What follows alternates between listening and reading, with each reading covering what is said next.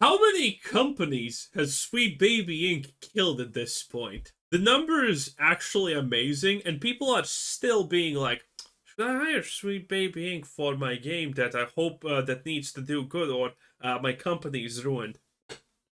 Really makes you think. We heard about Unknown 9 Awakening and how Kim Belair, the CEO of Sweet Baby Inc., was behind making this, She's fat. and she was the story architect of the Unknown 9 world. I had a lot of concerns, and many of them were justified. Not because Same, by the way, because obviously, where there's smoke, there's fire. the game looked like garbage, but because it felt like already, just from watching the trailers, that it was trying to be an injected DEI mess of a slop of a game that always seems to come out of Sweet Baby Inc. What's going on, guys? Welcome to another episode of Smash JT. So I made a couple videos talking about Unknown 9 Awakening. I covered the launch and I talked about how paltry the numbers were on the Steam database, showing on launch day they couldn't even crack 200 people, and then Yeah, this was to be expected, as great of a failure as Dustborn or Concord or, anything of the likes. the following day, they couldn't even crack 300 people. Even though this game was being given away for free with everyone who bought new graphics cards, people couldn't even bring Yes, and those were the only people who unironically tried the game. People who got it for free. If you look at the Steam reviews, the negative ones are people who got it for free. That's it.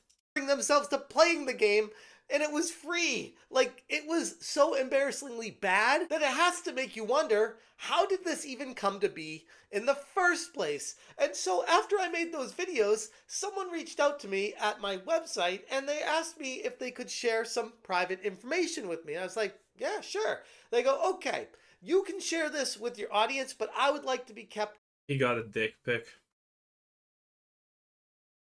Smooth, by the way. Pretty smooth play. Hey, can I share some private information with you? JT's like, why not? Dick pic.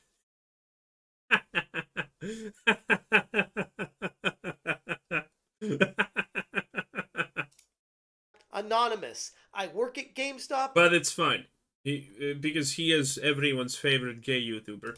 and I have some information about the sales of this game, and what I tell you is going to blow your mind.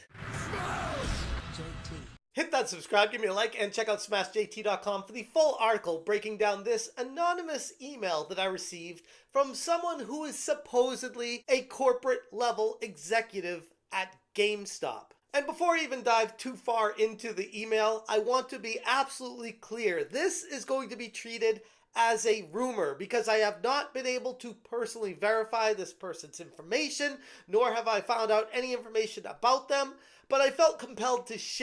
It's so easy to verify if they're actually an executive level person from GameStop. You just ask them, so did you sell your stock? And if they answer no, then you're like, okay, yeah, this is lies. Share it with you guys because of just how eye-opening it was, if it's true.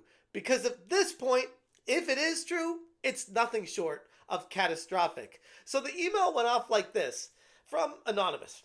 I work at GameStop at the corporate level. I have data on 2,900 stores. Your video inspired me to check Unknown 9 sales. While there was movement for 2,000 initial copies, which were store distributions, I saw maybe 50 other copies with movement, which were pre-orders, but nothing else. We had around 350 copies of Unknown 9 for PlayStation 5 available. Okay, so first of all, this person is definitely lying about being on the corporate level. This person is just not exactly a cardboard box stacker. Sounds like some kind of analyst position that he's talking about, because analysts see this stuff pretty easily. Okay, because he's talking because the way he talks about this. We have data on blah blah blah this, we see movement for 2k initial copies, and then we see movement for 50 copies with movement. This is very specific. This is not someone who typically would associate. Movement is not sales. And if you're someone at a higher up corporate level, you're probably interested in sales more than movement. Else. we had around 350 copies of Unknown 9 for PlayStation 5 available for shipping, but the demand was 0, meaning none sold. So he can see inventory. Okay. On Xbox, we had about 150 copies, and again, 0 demand. So between both platforms, at the time of my first email, we sold 0 copies. And that first email was about 4 days from when he emailed me initially and then when he sent this follow-up. The initial email is just asking, hey, if I share this, can you keep my information private? Because I don't want to get in trouble. I just want to let you know that the video you made kind of hit me, got me searching and wondering what's going on with this game. And what they found was insane. Let's break it down because holy crap, according to this source that wants to remain anonymous, GameStop distributed 2,000 copies of Unknown 9 Awakening to their stores as part of their standard procedure for any game at launch. But outside of the 50 total pre-orders, no additional copies were sold. 0. That means that... Oh my god! Her special ability is just every normal woman's ability to rip a man's soul out of his body and crush it. Wow! So she has no abilities? Is that what I'm seeing here? What the fuck? That despite being available in 2,900 stores, the game did not move off the shelves at all, like ever. Nobody anywhere walked into a GameStop, picked up this game, walked to the register. Well, yeah, obviously, but this is so absolutely 100% true, by the way. Because again, we see that this game is not even gonna ever breach probably 100 concurrent players, you know? I'm not even talking about its all-time amazing peak of 200, almost 60 players, not even close to 300, but it's never gonna probably breach 100 players. Now again, so you know, it is what it is. And purchased it. Nobody. The sheer scale of this failure is beyond massive when you consider just how rare it is for a game to generate almost 0 post-launch sales at retail. And then it goes on talking about the online... At least her running animation is better than Star Wars Outlaws, not gonna lie. It's still complete garbage, but hey. Orders, and GameStop had roughly 500 units across both platforms for PlayStation 5 and Xbox Series X and S available for shipping from the website, with absolutely no demand there either. So 0 copies sold online and 0 copies sold in store. If this is to be believed... Oh, goddamn white people.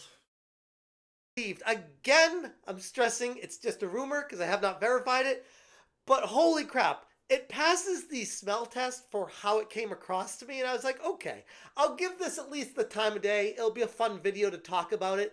But if this really is the case, holy crap. Retail store... Oh, again, it's definitely the case. Let me Google right now. Unknown 9 Steam charts. Let's see how many people are playing it right now. My guess, less than 100. 65 last 10 minutes. 24-hour peak, 138 people. That's more than I expected. Wow. Not that it honestly matters in the slightest, but again, yeah, obviously you're not gonna have people buying this game in hard copy. I honestly want to buy this game in hard copy and then sell it. Serve as one of the most important early indicators for a game's... You know what's gonna happen? You know what's legitimately gonna happen? People are gonna start looking at these games and it's like, oh, Unknown 9 Awakening. Oh, Dustborn. Oh, Star Wars Outlaws has too many. But you know, people are gonna start collecting physical copies of these absolute insane failures. And then they're gonna be like, look at my collection of complete trash. And then it's going to be hilarious on Twitter. And then those hard copies that are filling landfills are going to be worth... I should buy an... I'm going to look up, can I actually get a physical copy of Unknown 9 now? potential success. A game that fails to perform at GameStop, a chain that's literally catering to gamers that want to buy physical games, is already in trouble from Jump Street. Typically, the majority of a game's sales come during the launch window, with Yep. pre-orders making up a significant portion of the sales. Once the Yep. game's out, the momentum from in-store displays, customer reviews, word of mouth typically help drive additional sales. But in this case, it looks like there's none of that outside of the 50 total pre-orders nationwide with GameStop, or at least the stores that are under this person's control that they can see.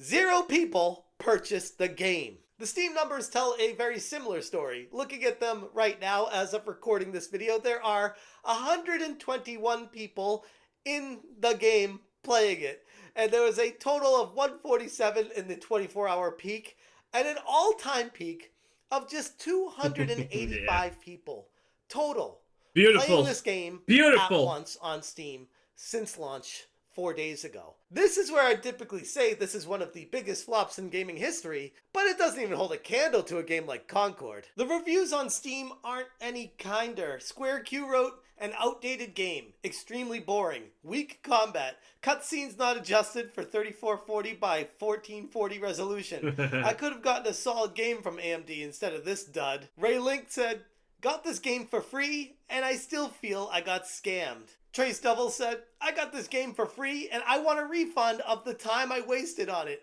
Graphics are garbage, combat is mediocre, main character stares directly into your soul with no emotion in her eyes. There isn't much redeeming about this game. Don't waste your time or money on it." And Notorious D4C said, "The fact that the plurality of reviews are free from an AMD CPU purchase should tell you all you need to know if this is worth the purchase." And the reviews go on and on and on. There's so many negative reviews on Steam right now about it, and many of them are people that received the game for free. This is one of those wild situations. Yeah, this is what we talked about. It's absolutely ridiculous. People, if this game would probably not have 150 people playing it if people did not receive it for free.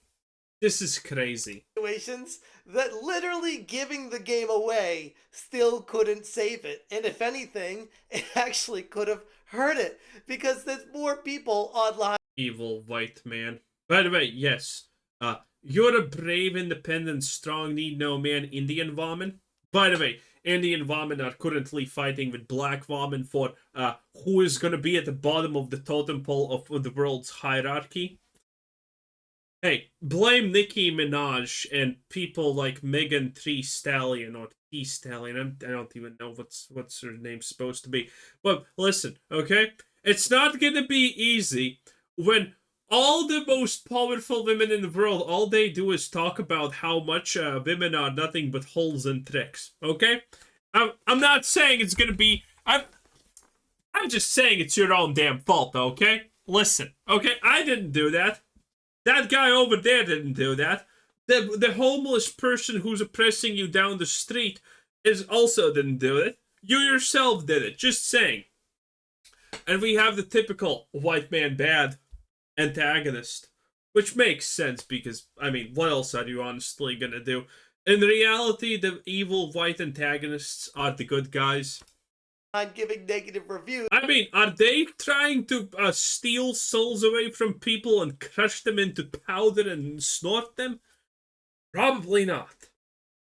Telling people not to buy it, and they got it for free. A key reason why the failure of Unknown 9 Awakening is as bad as it is lies directly with its origins at Sweet Baby Inc. Headed by CEO Kim Belair, known for... Bro, the character movement when you're moving sideways is like she shit herself. At Sweet Baby Inc.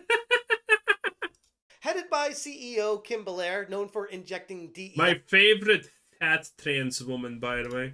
In everything she touches, Belair has built Sweet Baby Inc. to be having a reputation for prioritizing messaging over actual fun gameplay. Sweet Baby Inc. is the consultancy firm that always positions itself... Also, there's no way she doesn't have a wig. as the champion of representation in gaming, but their involvement has consistently led to projects that never seem to resonate with any of the actual gamers playing the games. And that's like a oil and water type mix right there. You can't have a game that's full of representation and try to sell it to gamers that don't Representation! give a crap about representation in games. Sweet Baby Inc.'s influence isn't just with the DEI though, it's the fact that the efforts with them always seem to come across feeling so forced. It makes us feel like we're being lectured to rather than entertained. In an industry where players are looking for Well, yeah. The point is to lecture you on how how bad of a person you bought. Yeah, this makes perfect sense. What do you mean?